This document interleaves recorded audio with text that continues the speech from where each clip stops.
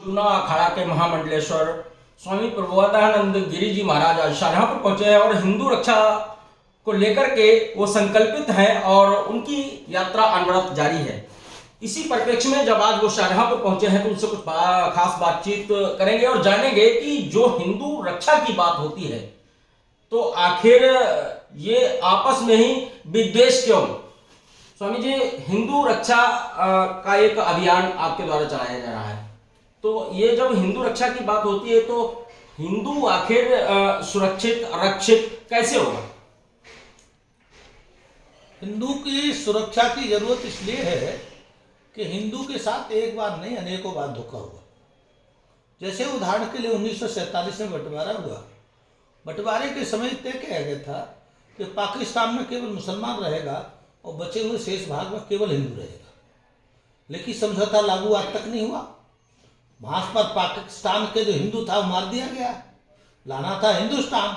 और हिंदुस्तान का जो बंटवारे के समय 3 करोड़ था, आज 20 और 25 करोड़ हो गया और हिंदू घटता जा रहा है। तो ये जो असंतुलन है और असंतुलन के कारण से भारत में आए दिन दंगे और उपद्रव हो रहे हैं। आए दिन इस्लाम के जिहादी षड्यंत्र करते रहते हैं, हिंदुओं की खुलेआम हत्या करते हैं, लव जिहाद के नाम पर बहु बेटियों को फंसाते हैं और उसके बाद उनकी जब वो धर्मांतरण नहीं करती है तो उसकी हत्या कर देते हैं। जबकि हिंदुस्तान जो बचा हुआ है केवल हिंदुओं का है। मैं इसलिए बात कर रहा हूँ केवल हिंदुओं का कि आपको ध्यान होना चाहिए। जब समझौते में जब ये तय हुआ कि बचे हुए शेष हिंदू में केवल हिंदू रहेगा भाग भारत में, तो फिर मुसलमान क्यों है? मुसलमान 98% ने मुसलमान ने पाकिस्तान मांगा है, लेकिन उसने भारत के साथ हिंदू के साथ मिसहैपनिंग की, वो गया नहीं। और आज यहाँ रहने के बाद शांति से नहीं रहता, यहाँ आए दिन हिंदुओं के खिलाफ षड्यंत्र करता रहता है, हिंदुओं पर हमला करता रहता है। और भारत के जो नेता हैं सेकुलर के नाम पर केवल हिंदुओं को खत्म करना चाहते हैं। सेकुलर का नारा दे करके एक पक्षी वार्ता करते हैं, केवल मुसलमानों को संरक्षण देते हैं जो उत्पात करते हैं, आतंकवाद फैलाते हैं।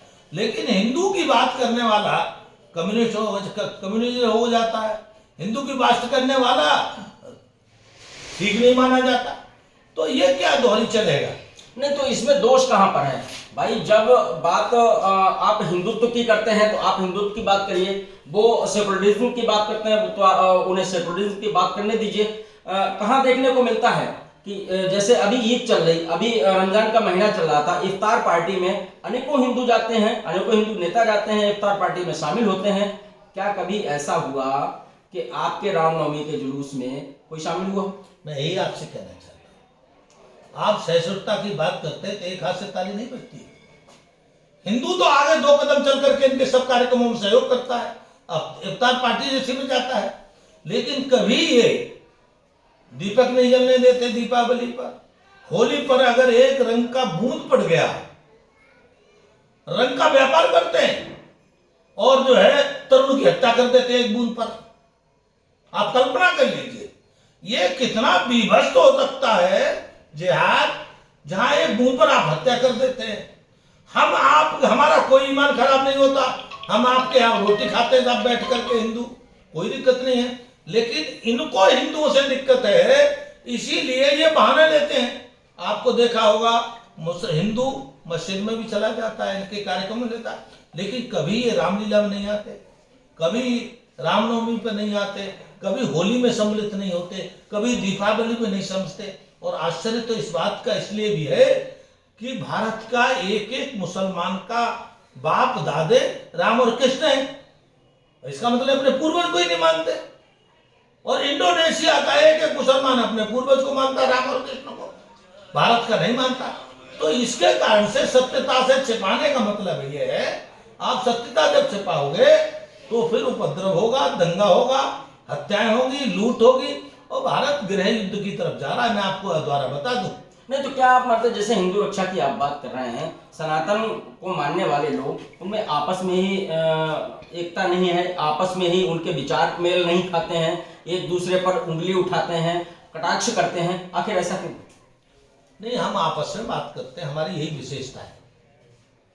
भारत में हिंदू की यही विशेषता है, अनेकता में एकता। कैसी बात होती है? अभी जो गंगा में इफ्तार पार्टी हुई, समाजवादी पार्टी के एक नेता कह रहे हैं कि गंगा में जब लाशें प्रवाहित की जा सकती हैं, गंगा में जब गंदे नाले गिरते हैं, तब कोई कार्रवाई नहीं होती है, और इफ्तार पार्टी पे जेल।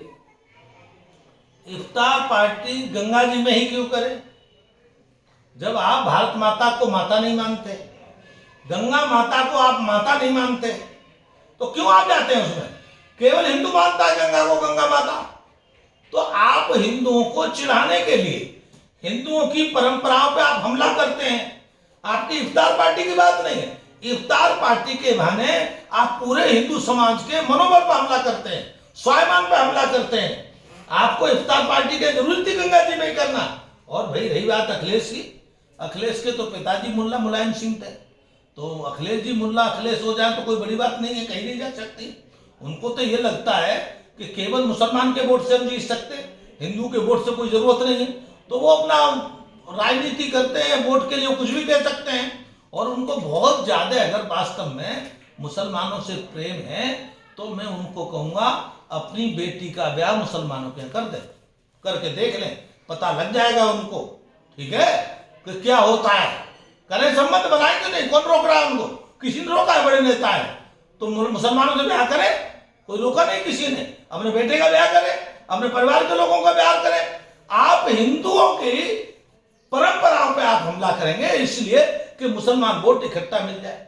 लेकिन मैं आपको कहता हूं, ये आप केवल स्वप्न देख रहे हैं, और ये सपना देखना बंद करो। अच्छा यही है, ये आपके हित में है। आपको मेरी बिना मांगे सलाह। क्या लगता है कि सनातन की जब बात होती, इस समय सनातन के पीछे कोई षड्यंत्र चल रहा है क्या? अभी जैसे एक आचार्य, उन पे बहुत बड़ा आरोप लगा, तो उसके पीछे की मंशा, या वो आरोप सही है? भाई महामंडलेश्वर की उपाधि, ठीक, प्रयागराज में इतना बड़ा बवाल, जी जगत गुरु शंकराचार्य की बात कर रहा हूँ, मैं भी उन्हीं की बात कर रहा हूँ, तो उनके पीछे आखिर ये सब क्यों?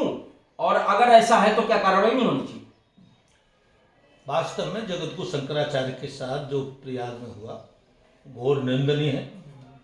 पहली बार उनको स्नान नहीं करने दिया, उसके उनके बटकों के सपाट अत्याचार किया, और तीसरा झूठे केसों में उनको जो फंसाने का प्रयास किया, और उस आदमी के द्वारा जिसके 36 क्राइम केस है, इससे ज्यादा घृणित कोई काम नहीं हो सकता है। और वास्तव में योगी जी, आपको उत्तर प्रदेश न्याय प्रिय जानता है, बुलडोजर प्रिय जानता है, तो आपका बुलडोजर यहां भी चलना चाहिए। जो शंकराचार्य के साथ षड्यंत्र हुआ है, चाहे तो माघ मेले में उन अधिकारियों ने किया, उनके ऊपर बुलडोजर चलना चाहिए। जिन्होंने झूठे षड्यंत्र करके झूठी एफआईआर लिखाई, उनके खिलाफ भी बुलडोजर चलना चाहिए। झूठी मैं इसलिए कह रहा हूं, सरकारी वकील ने हाई कोर्ट में माना कि जो बटुक हैं वो बटुक उसी के पास थे, कभी शंकराचार्य के पास गए ही नहीं। भाई ये यौन उत्पीड़न का काम क्या बिना मिले हो सकता है? ऐसी कोई एआई की तकनीक आ गई है क्या, जो है दो लोग अलग अलग रहेंगे और यौन संबंध हो जाएगा? अभी तो कोई तकनीक ऐसी आई नहीं है। ये कौन सी तकनीक है? और उसके बावजूद भी वह आदमी, आशुतोष नाम का कर्मचारी, खुलेआम मनमर्जी कर रहा है। इसका मतलब क्या है? उसके खिलाफ कार्रवाई न करना, इसका मतलब क्या है? इसका मतलब है सनातन धर्म की मर्यादाओं को तोड़ना, परंपराओं को तोड़ना, सनातन पर हमला करना, और उनको अपने को कहना हम बड़े आदर्शवादी हैं। लेकिन जगत गुरु को क्या ये शोभा देता है कि उत्तर प्रदेश के मुखिया पर इतना तगड़ा तीखा हमला, इस तरीके की अभद्र भाषा, इस तरीके का व्यवहार ठीक है? भाई एक बात बताओ, मैं आपसे पूछता हूं, आपके गाल पे कोई दो थप्पड़ मार दे और फिर आपसे कहा जाए आप शालीन भाषा रखिए, कैसे हो जाएगा? पहले तो इन्होंने ही हमला किया ना उस पर, उसकी भाषा तो बाद में बिगड़ी। जो आप भाषा की बात कर रहे हो, हमला तो पहले भी हुआ था, जब सपा सरकार थी तब भी लाठी डंडों से पीटे गए थे। मैं उसका भी प्रत्यक्ष गवाह हूं। सबसे पहले मैं गया था अब मुक्त तो संजय के समर्थन में, और अखिलेश की ये मैं अच्छा ही कह सकता हूं, उसने रात को ही क्षमा मांग ली थी। हम सारे महात्मा गए थे और ये कहा था अखिलेश तू कितना जो है अत्याचारी है कौन?